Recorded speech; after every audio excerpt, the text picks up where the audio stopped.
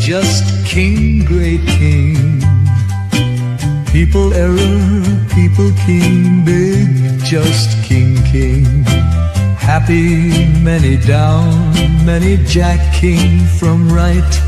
Just new king, big, great, can, new, happy. The owls are not what they seem, the owls.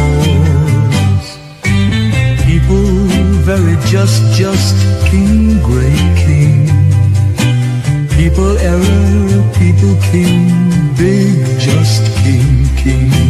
Happy, many down, many jack, king from right. Just new king, big, great, can, new, happy. The owls are not what they seem. The owls are not what they seem. The owls. People very just king, great king. People error, people king, big, just king, king. King, happy, many down, many jack, king from right. Just new king, big, great, can, new, happy. The owls are not what they seem, the owls.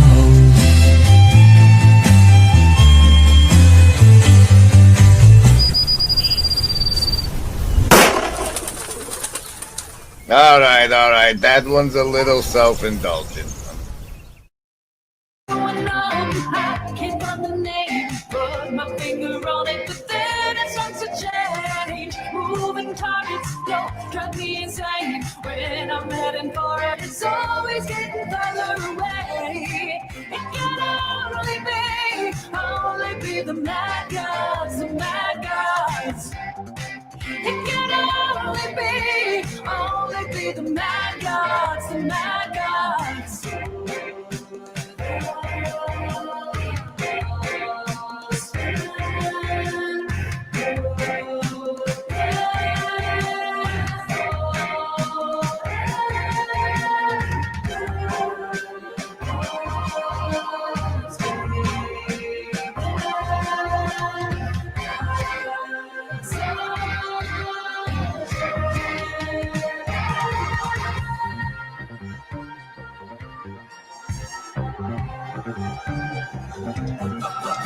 I hear the bloodless thirst for my breath, draining my sanity until there's nothing left. The music rises into a fever pitch, stabbing strings and thundering. No jewel for a wedding, but my ears are ringing. What's going on? I can't find the name. Pulling my finger on it, but then it starts to change. Moving targets don't drive me insane. When I'm heading for it, it's always getting further away.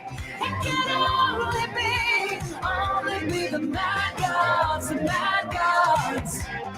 It can only be the mad gods, the mad gods.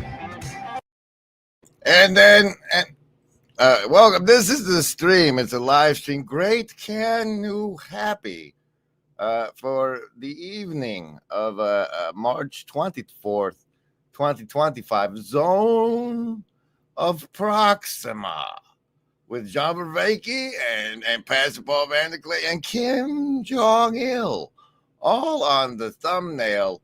That music there brought to you by me via Dirt Poor Robbins. And this is the first time I've actually listened to it. I feel as though, and watched the video, and I personally feel as though my zone of proximal influence is overlapped into this band. And my evidence for that is that it starts off like this.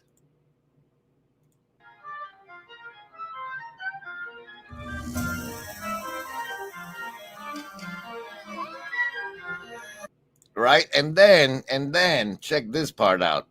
They do the song, they're singing. The ladies have before her heel. A about a particular part of a thing. And then right way back here, like a minute later, check this out. Only be the mad gods, the mad gods. It can only be the mad gods, the mad gods.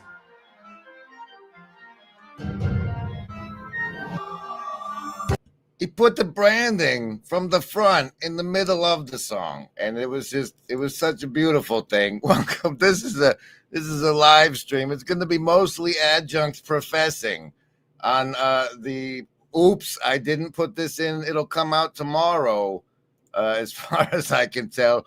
The meaning crisis is naturalism's terminal condition. John Vervaeke with Chris Williamson in that shirt I talked about once. Yeah, and that we're adjunct professing. It might, and there's also this part that we have that it might make you Kim Jong-il when I play it. So you better get your savings throws for mind control. But when do those come? Well, those come only when the kayfabe indicates they should come. Midwestuary 2025, August 22nd through the 24th in Elmhurst, Illinois. A weekend you won't want to miss with special guests Cale Zeldin, Paul Vanderklay, Rod Dreer, Elizabeth Oldfield, John Vervaeke, and Jonathan Pajot. Midwestuary 2025, the Fellowship of the Spirit. Stay tuned for more details. Visit us at midwestuary.com for ongoing updates. And here's Dispatch with the inside joke, the gum you like is coming back in style. A reference in that this show that you're watching right now is meant for your any. We know about kayfabe is that he's a dog, and also it's participatory. And I think there's a difference we have going on, where one side acknowledges it and they participate knowing that it's rigged, right? And then there's this one, the other ones are just participating, they're playing along, they know it's rigged. There's a thing here going on where your acceptance of how to interface with kayfabe, how to participate in kayfabe, whether or not that includes the fact that it's fake and scripted or not, is it play? I don't. Like I said, this was the edge of my thinking aloud. So the archetype, at least as far as I can tell, that I'm trying to manufacture as a TV station, as part of mass media propaganda, is that of us as fire ants coming together in small intentionality networks that will eventually achieve synchronic harmony. Termio. We're into the sea of bullshit, forming small networks that will eventually come online. Now, I don't want to be an ant. Is that a shitty archetype to tell me? What the hell else do you have out there? Nothing. Howdy. You see, the channel member Joe Krause, as well as way earlier, channel member Afriel Pilotson, used their channel member powers to say howdy, and that makes that appear on the screen eventually. Hopefully you're feeling virtually not alone. Buy a hat. Okay, and then where are we at? Okay, just for the record, it's in the record. This episode is made it into the symbolic world notebook. There's timestamps and everything. Kim Jong-il, it says, is the first thing written down. Special thanks to the Shadow Cabal of production executives that make this show possible. And feed the dog. Special thanks to the Shadow Cabal. So say we all. And turn it off. What? Clyde, get it. Welcome. You're here. Here is one of the few places on the internet where you get a savings throw versus mind control. And you might not think you need a savings throw versus mind control, but that's because you need a savings throw versus mind control. If you make your savings throw against mind control, I almost assure you that you will find you have needed it the whole time. But you get one here if you're willing to make a simple choice between your will to survive, your social networks, your accumulated wisdom, or the power of your heart as the basis for how you resist the control of your mind. Which will you choose? Survival, social, wisdom, or heart? Choose. Oh, survivalist, what's up with that? A nat 1 for you. Bonuses do not apply when, in the case of a nat 1, you're taking full damage. You're taking to socialists, however, got the other prime 19 of the side of that. That's what it said. Prime 19. You be taking half damage from the mind control. That's what happens when you make your savings throw. Wisdom, folks, grab your bonuses. You only got a 7. Hard folks coming in strong with 15. 3 5s worth. And disciples for the Indigo kids today. Disciples for this stream. Congratulations, you've had some savings throws. Remember it.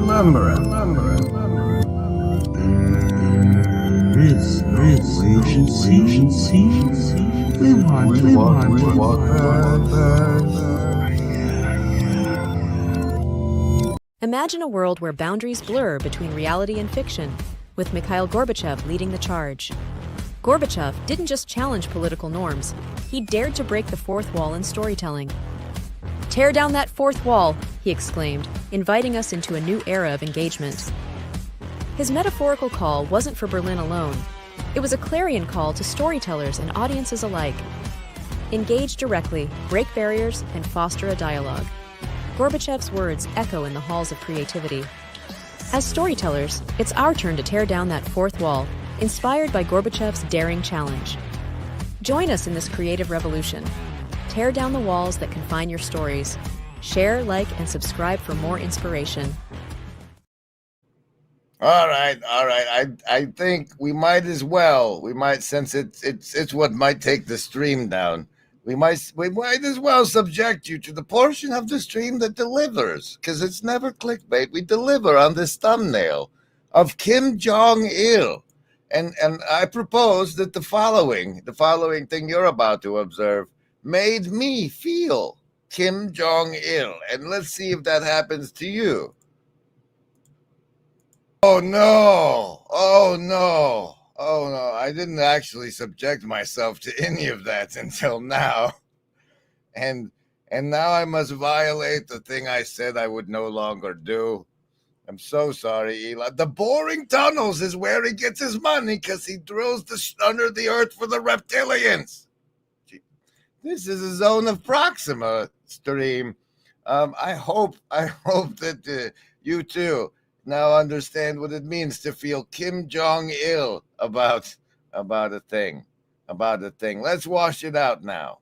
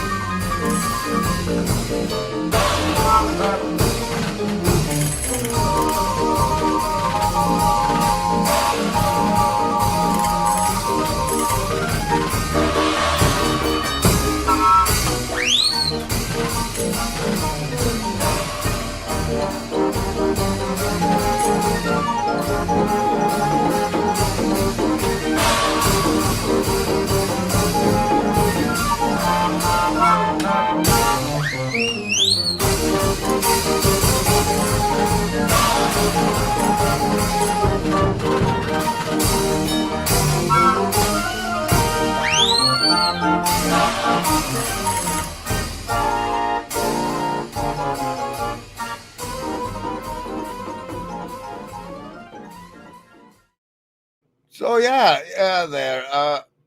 Neil They Diddled Us would like everyone to know they're not reptilians, they're genitalians. Genitalians, whatever that means. Okay, that was terrible. Great Ken New Happy, though. Great Ken New Happy, and I can rejoice about that. Although this world will devastate you, and rejoice although this world will penetrate you, and rejoice although you will not survive. Rejoice you'll never make it out alive. Excellent rehearsal, gentlemen. And rejoice your hair, it smells like burning hair. Oh, rejoice, your nails all got chewed off. Oh, rejoice, and holy fuck, you're bleeding there. Oh, rejoice, you burned your whole beard off. Rejoice despite the fact this world will hurt you. And rejoice despite the fact this world will kill you. And rejoice despite the fact this world will tear you to shreds. Rejoice because you're trying your best. Hey, I love that one. That's gorgeous. Thank you, brother. Wait, who's that brother? Andrew Jack. Oh, well, it looks like one of the channel members used their superpowers in the Hive Mind chat to evoke an emoji. Nobody said behold, but there it is. There it is. We hope you're feeling virtually not alone. Now's the part where we do the adjunct professing on the meaning crisis is naturalism's terminal condition, John Verrecki with Chris Williamson. Over here. Let's see where we have a time. Well, there's these things I've written in the book that are supposed to come out, which are narrative part, through line current, ferret. Oh, there was. Okay, so I'm not included in this show is the part that this morning I woke up to a video on the X of a ferret grabbing, they tie a collar around the ferret and they run wires through things using a ferret. And so that's why it said ferret. Well, I'm not doing that though. Real causative and narrative potentiality. That's supposed to come out of us watching this. I don't know if they will, so they've come out now. Isn't that neat? Remember, Embody, there is no agency. We want what's best. And now we begin the adjunct professing with timestamp 1142. And the duck's flying away, and he has these panic attacks. No, panic attack ducks. Hold on. Fairly along in that process, but he's, of course, the first season, you've got the ducks in the pool and the ducks flying away, and he has these panic attacks. Dr. Melfi has to wrestle with the idea that Tony Soprano getting well needs to not just simply be in sync with Tony Soprano's individualist sense of well-being, but with the Now, see, what we're going to do here is first note that despite the fact that Grim Grizz appeared on Benjamin Boyce, he decides to make a video about this other guy appearing on Benjamin Boyce. And I barely got a mention. I mean, I did get a mention, but it was barely a mention. So, as a result of that, we're going to switch over here. I'll be Tony Soprano he has to wrestle with the to this moment idea that Tony Soprano getting well. Tony Soprano getting well. Now we're going to ship that clip over to our body language expert that doesn't exist on the Broken Clock Tower Discord for further analysis. Needs to not just simply be in sync with Tony Soprano's individualist sense of well-being, but with the well-being, the shalom of the universe.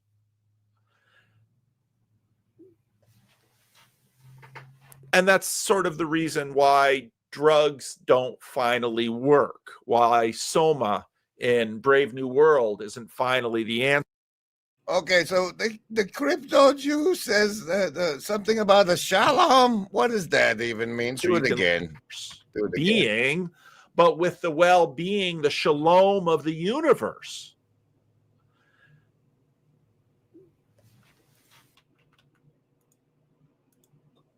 Needs to not just simply be in sync with Tony Soprano's individualist sense of well-being, but with the well-being, the shalom of the universe. Needs to be in sync with. We'll probably debate that.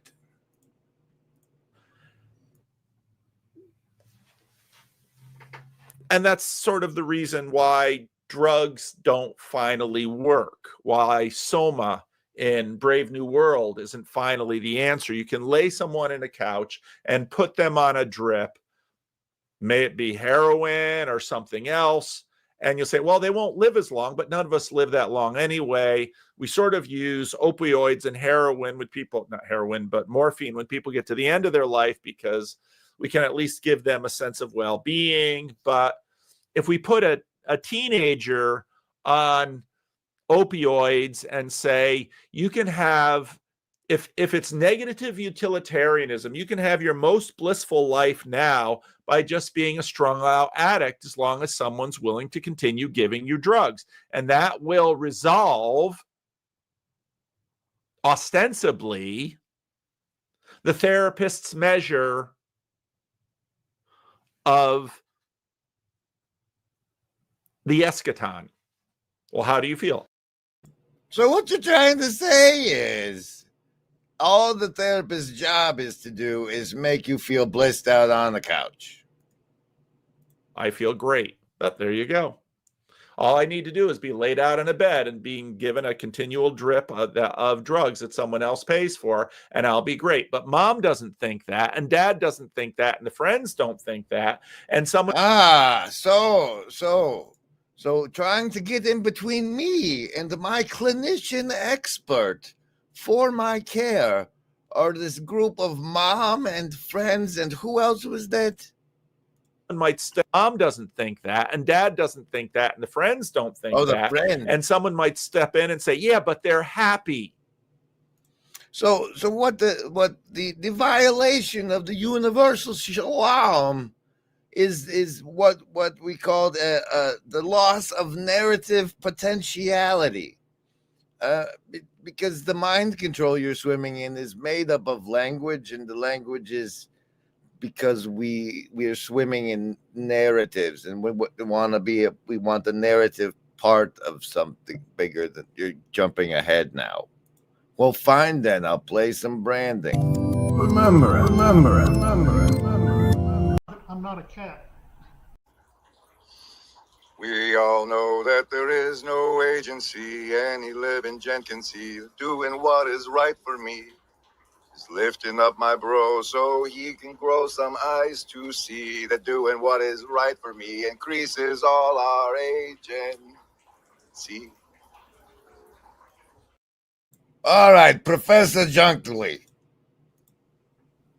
No, but there's a sense in which my strung out teenager is violating a deep, meaningful shalom I sense in the universe. And my psychologist doesn't have an answer for that. And again, a big piece of that is the individualism within which the discipline is framed. And so again, Chris Williamson comes to John Vervaeke and says, you know, as biological creatures, what's that meaning about? Given that we are... It's a river of slime! Biological creatures, why do we need meaning? Why do humans need to do all this extra work in order to be satisfied with life? And again, I can go to one of my illustrations of Goliath. Goliath was a large... Goliath, when Pastor Paul says the word Goliath, this is what happens. You go, oh, the Goliath one again. Alligator in an alligator farm in Florida that I visited when my kids were young. And I saw this massive alligator just sitting in this shallow pool, just sitting there. And I said to one of the people giving the tour, doesn't he get bored? And the guy said, no, it's hardly got a brain. We just feed him chicken that we buy at the supermarket, and he'll just lay in that pool and keep growing on forever. And the image, the frame, the religious picture of what a human being is just a biological creature cursed with an overly large brain. That's the picture. And again, I think part of the reason why we're seeing the surprising rebirth of belief in God, we're seeing all the different movements we're seeing, is that that picture is unsatisfying. It's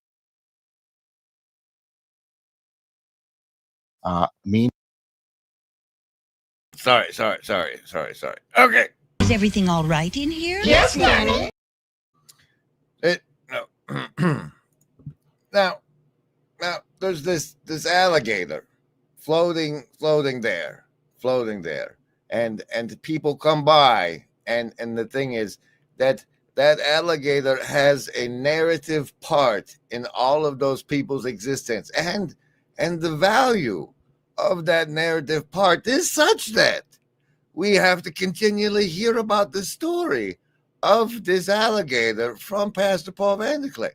And so I argue to you that it's not that the teenager that's blissed out on the couch until he's 80 is not, it's the part, the loss of potential, the, oh my God, what a travesty that is it's a narrative travesty that's the potential of that the narrative potential of that beautiful child blossomed into a alligator sitting in the pool, and the reason that is a tragedy is because such a beautiful thing does not benefit the rest of us in any way, shape, or form, unless when that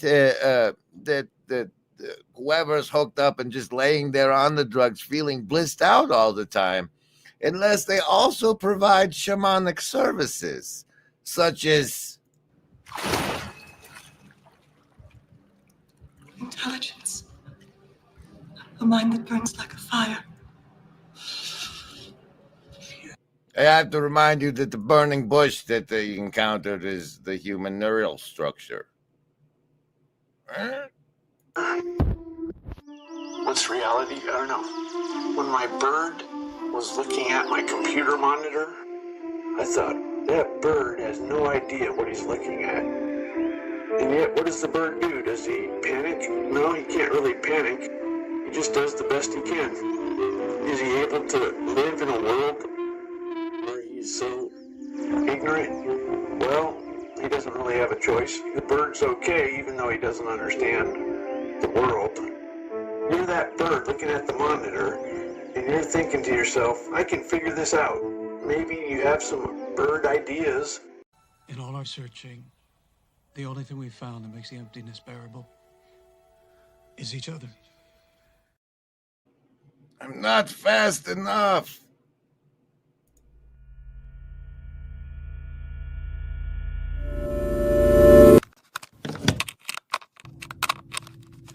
in that sense, that's where I see this little corner coming to meet this moment. Oh, that's a very, I hadn't thought about that. Because... So, just let me make sure I make, sorry for interrupting, I just want to get it. Instead of the we being, it's like, no, this little corner is a nexus point of many different Christian groups and non-Christian groups. And that nexus point is perhaps the place we should look for as the thing that will rise to the response. Is that what I'm hearing you say? That's really good, Paul.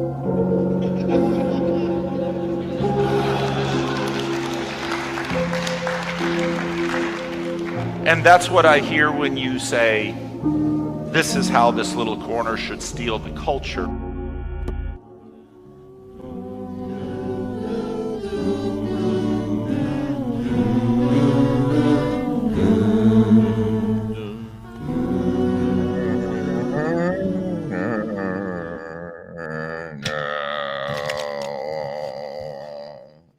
The blue church card of the show is the 7 of hearts, as we approach our continued adjunct professing at timestamp 1622.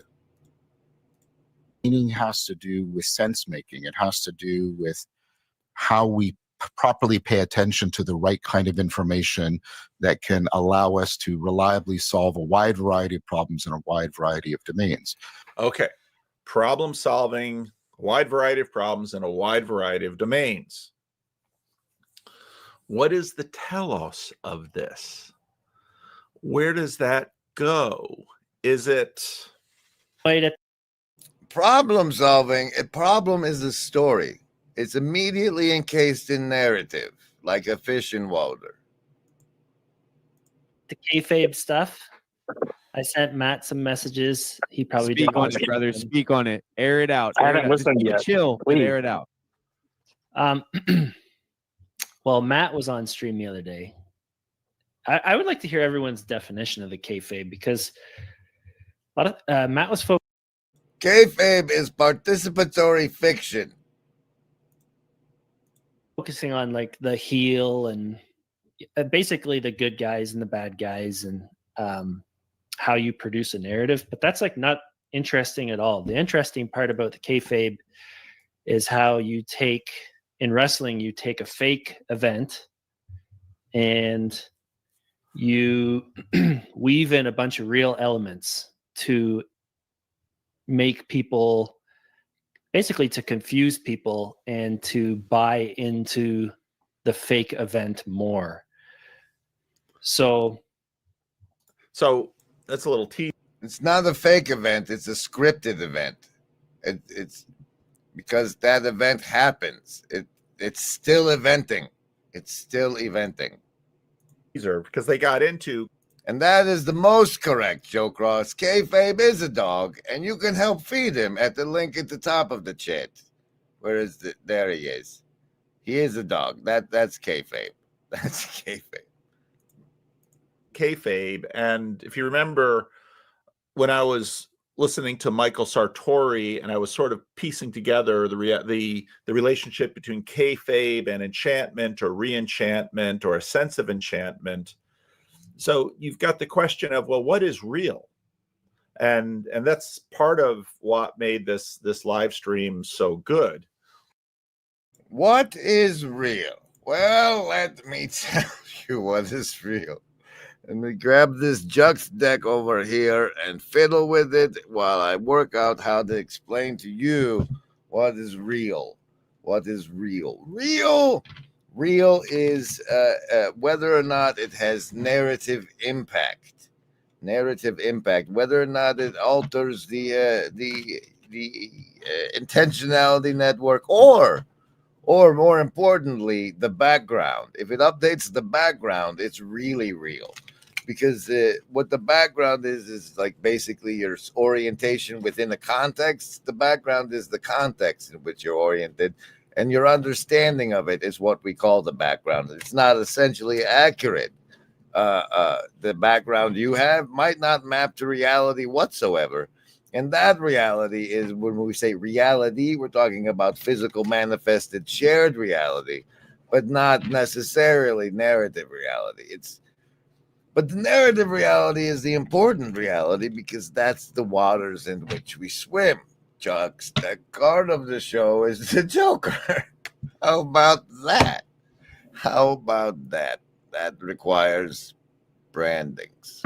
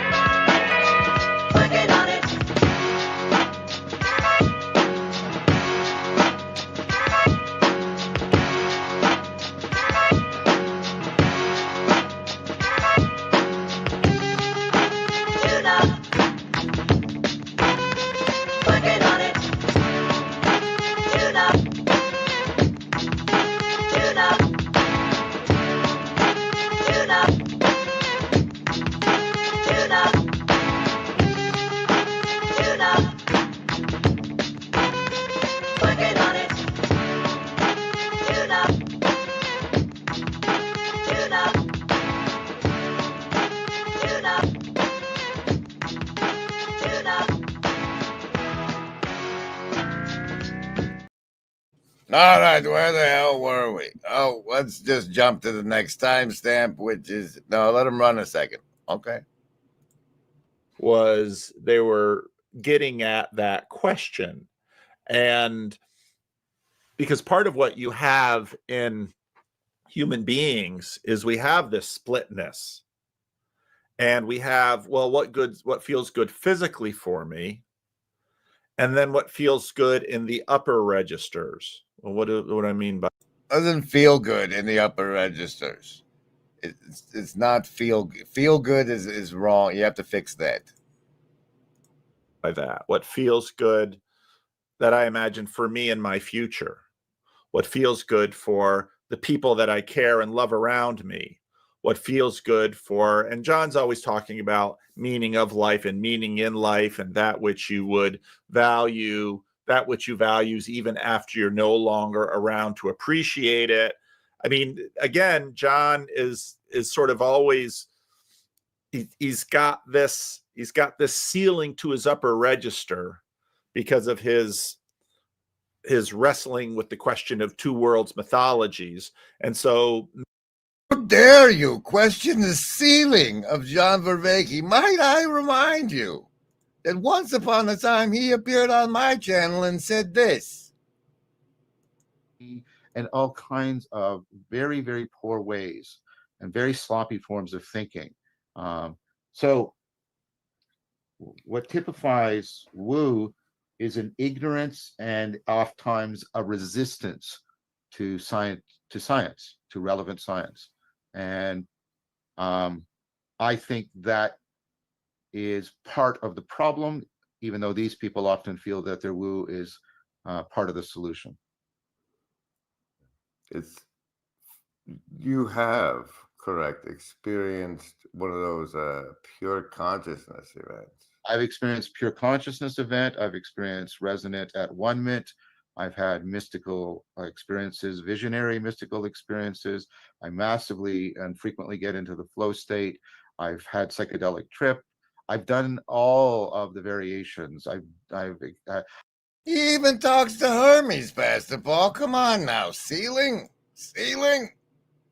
Making sure there's no second world above or beyond, sort of a ceiling on that second register, but he's always sort of scaffolding to see how much of that second world he can borrow in terms of its utility in this world. And so, but you're still always knocking on the door of the real, and that's why knock, knock, knocking on the door of the real. Hey, hey, hey. Language. We're sort of exposed to each other in a way in which no other organism is exposed to its fellow creatures. And so we have. And now we are exposed to each other via the internet in ways that make me say zone of proxima on the thumbnail delivery for 400, Alex. The zone of proximal influence, and how I have clearly had such as by the fraternal regiment embodying narcissistic sociopathy. I showed earlier how I've had influence on, therefore, the dear poor Robins, and it's been this sort of influence, this lying on the couch influence. Here, find the hand that lies in the shadow of the light. That's what I get to do. I get to tell people to find the hand that lies in the shadow of the light. And that's the efficacy of my personal zone of proximal. See, the zone of proximism, because you got the zone of proximal influence. You is that, that thing you're raging about? Can you have any effect on it? Or is it outside of your zone of proximal influence? If it's within your zone of proximal influence, like, what is your influence? Can you go tell hey, you're my congressman. I know where you live, and you voted this way? What's up with that? Can we have a discussion, Mr. My Representative? Is that your zone? And are you going to do that? Are you even going to tweet at or are you just going to be angry at something outside of your zone? So there's a zone of proximal influence, and then there's the zone of proximal development, which, we're supposed to get there. We have that in the tabs and things. Sweet baby. This is how I steer. This is three tracing this net, Yeah. This is how I steer. Yeah. This is three tracing this net, Yeah.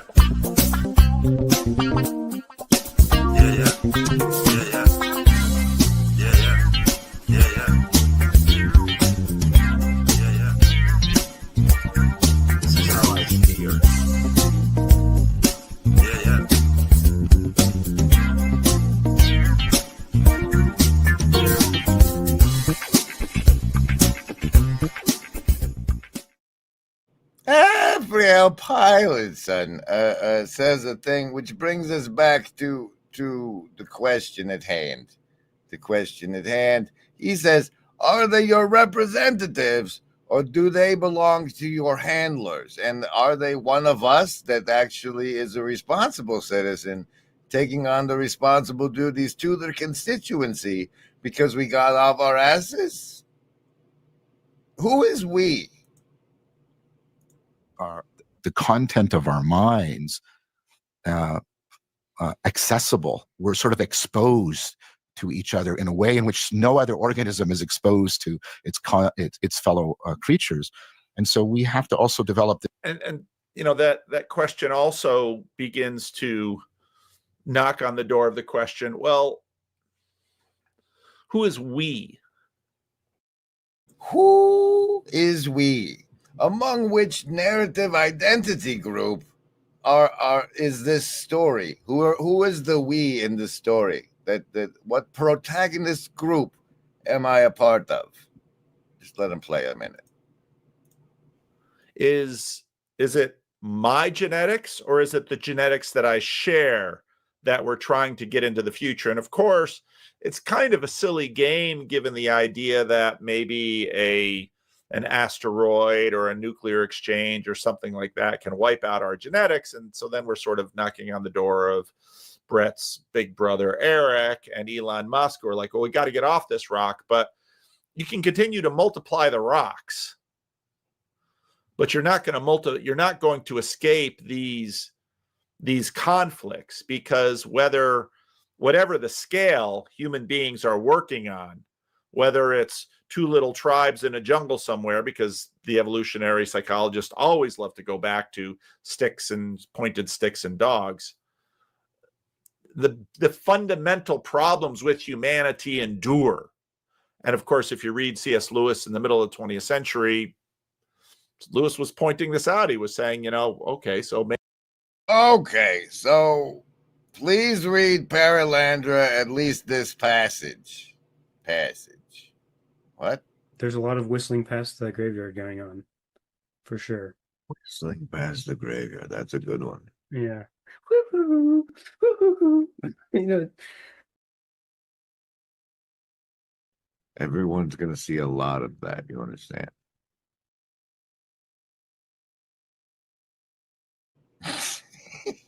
his face, right? Okay, there's two more notes that I'm trying to get to. It's not time stamped, which means it should be pretty close. Let's see if we can get through this Ransom trilogy bit. Maybe we go to the stars. By the way, contra someone who made a comment the other day that I don't like the space trilogy. No, I really do. That we should be the Ransom trilogy because of the interesting way that Lewis approaches these things. But we still don't escape these problems. And in some ways, I don't know that if you start from a materialist, naturalist perspective, you ever finally escape the question of whether or not meaning in itself is basically humanity's poison pill. What do I have to go? Which separates us from? Do I have to go to the LLM and find out what you mean by poison pill? Because I just don't get that one. I don't get that. Why in other news? In news, what's sure to rock the entire corner? We have released now, therefore, this. Here, what is it?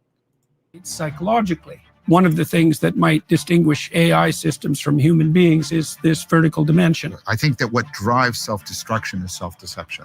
So if at the heart of evil is self-destruction, why would any system destroy itself? That does, in fact, have an inevitable collapse and a downward spiral. What? Jordan Hall and Vervaeke. And what did the important part to note for those of us watching this layer is that he entitled it this, a dialogue so dangerous it might just bring you to wisdom, which is a callback, as we call it, to his I didn't load it. It's the one he had that I got this clip from. insufficient, and it's groping for the closest thing at hand. And the closest thing at hand is what technology makes salient to it, which is power.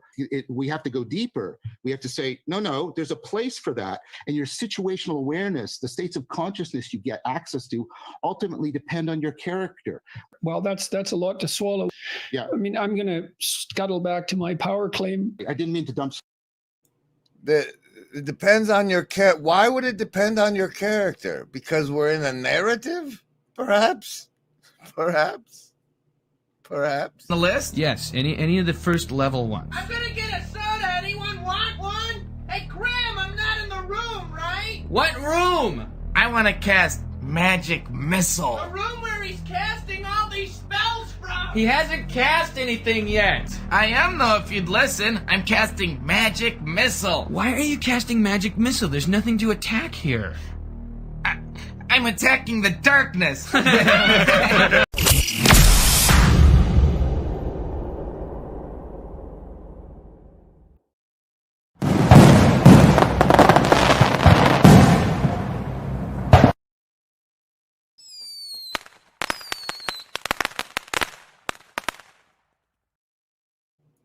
No. Well, no, not at all. And that the question isn't sophisticated enough, Yes. And so I phrased it as an adversarial hypothesis, as a satanic hypothesis. Essentially, the West is possessed by this satanic demand for power, and that's its characteristic spirit. And I don't believe that. That is a contamination which occurs repeatedly. Characters in that drama who are motivated primarily by Philia, so Philia Nikeia. But you see Philia, Sophia emerge between them. One leads to the other. And that seems to be related to your wrestling. Philia, Sophia. Man, those were the days, wasn't it, my corner brethren? Back, some dude wrote a wrestling poem about that episode. The other animals deer will eat themselves, or deer will pop, without a predator, deer will just multiply and they'll hit peaks. And rabbits have population things too. Meaning is our real problem. And so we were able to scale up, and we keep scaling up, and we collaborate and we work together, but we can't endlessly collaborate and work together because they're always just then wind up fighting each other. And so our going from pointed sticks and dogs to nuclear weapons. Yes, and the way we go from pointed sticks and dogs to nuclear weapons is kayfabe. We participate in the fiction, whether or not that's Emperor Vance rules over the Western Hemisphere, or that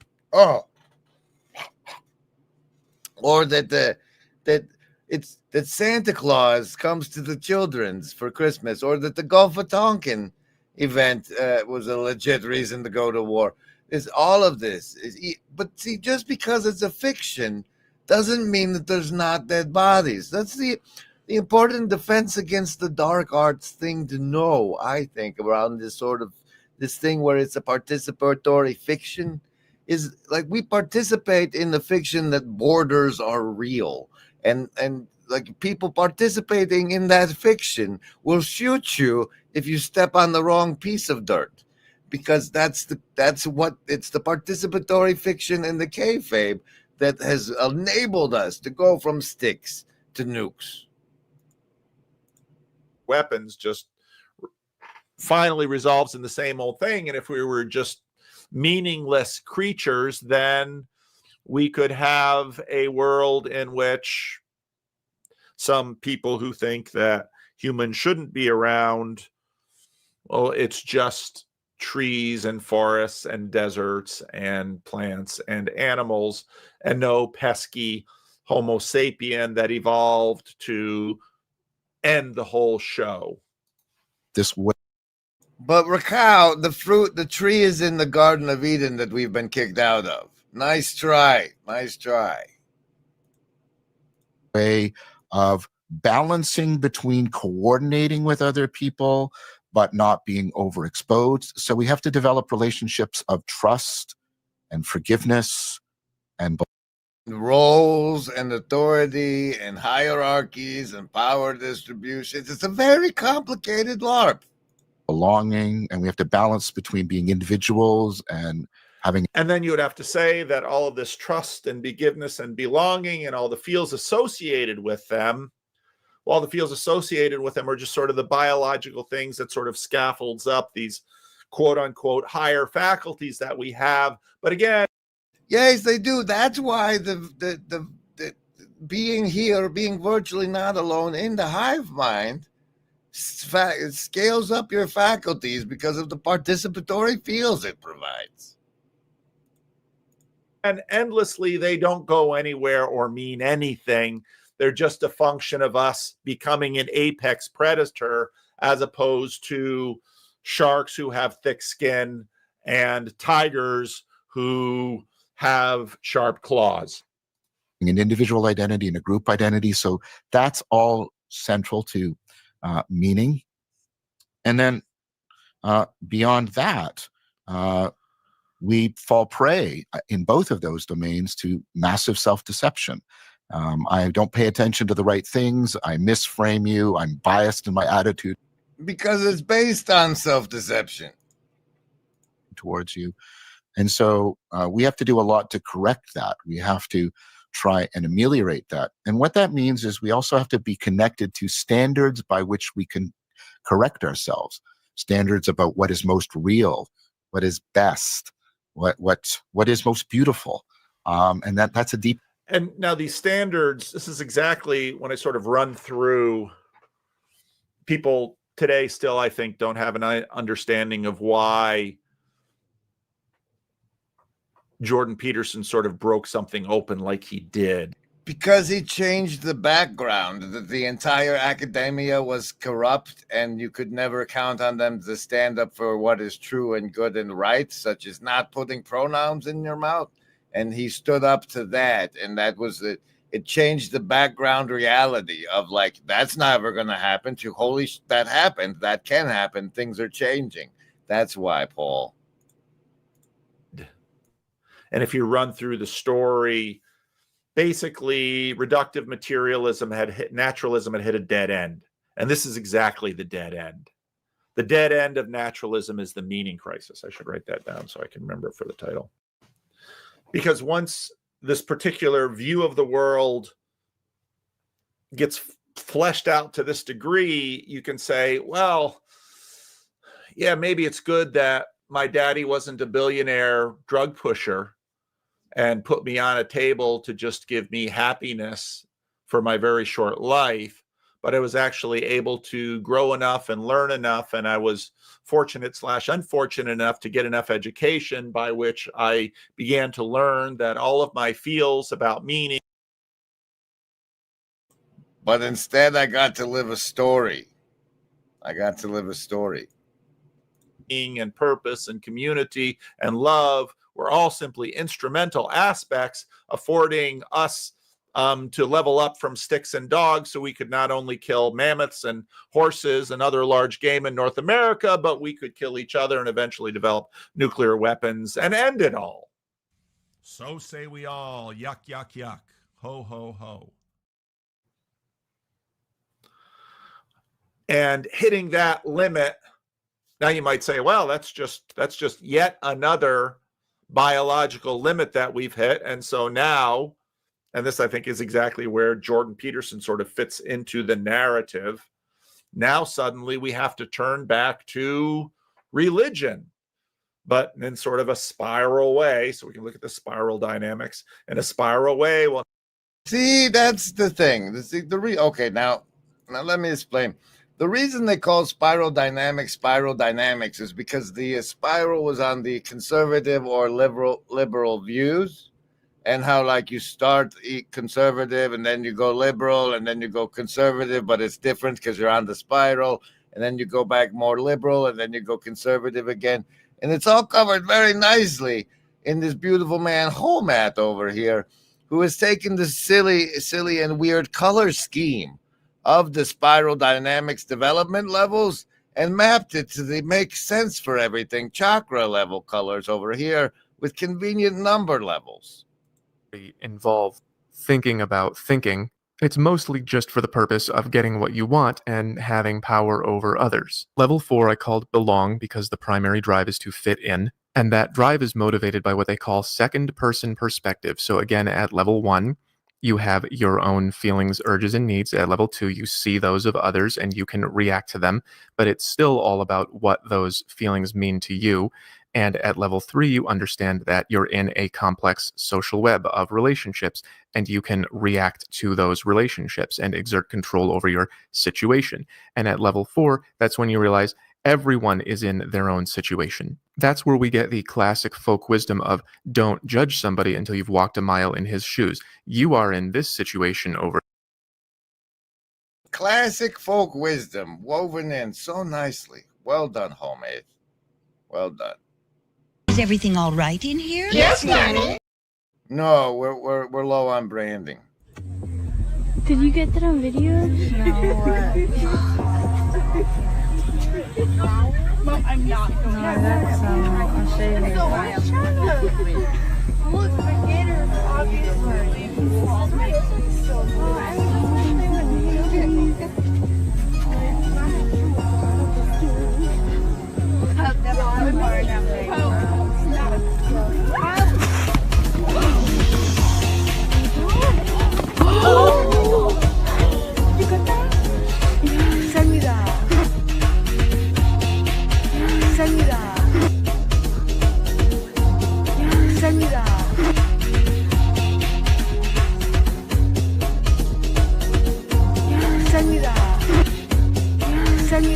Hey, yo! I just feel bad for this kid. My God, just trying to get yes, okay.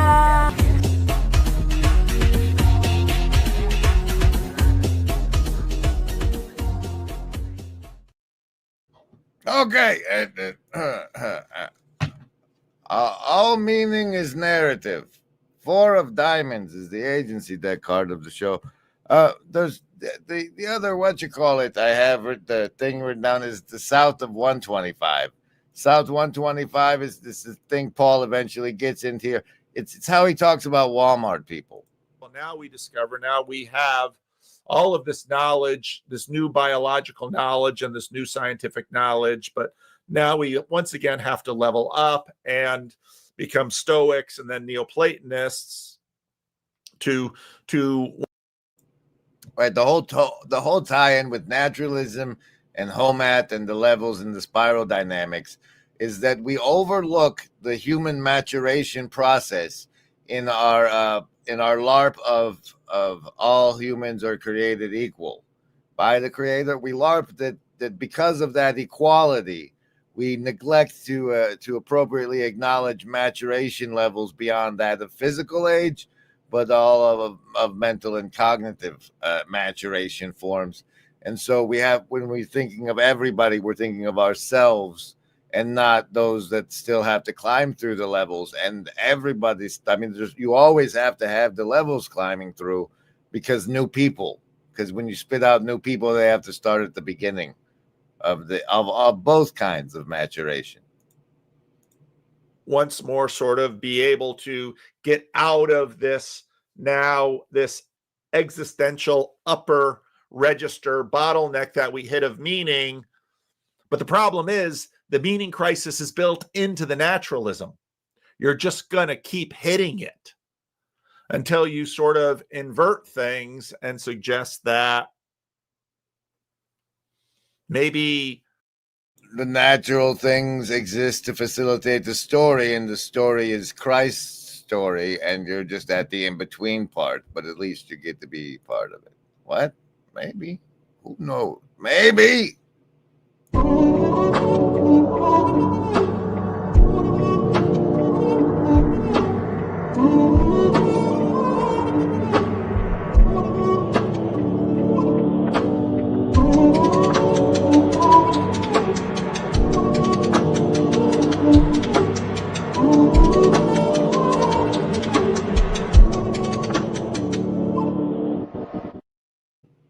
right, I'm tired. This took longer and was more professing than I expected. I'm taking the train. It was great to see you. I hope you felt virtually not alone. Come back next time for some more savings throws. Like, comment, and subscribe.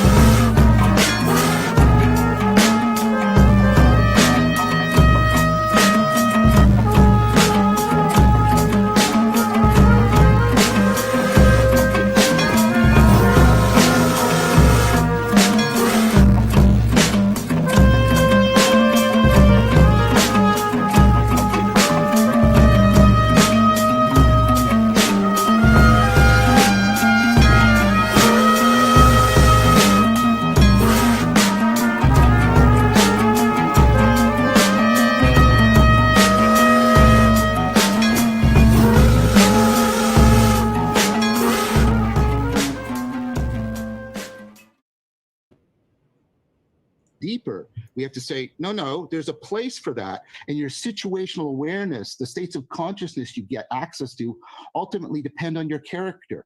Well, that's a lot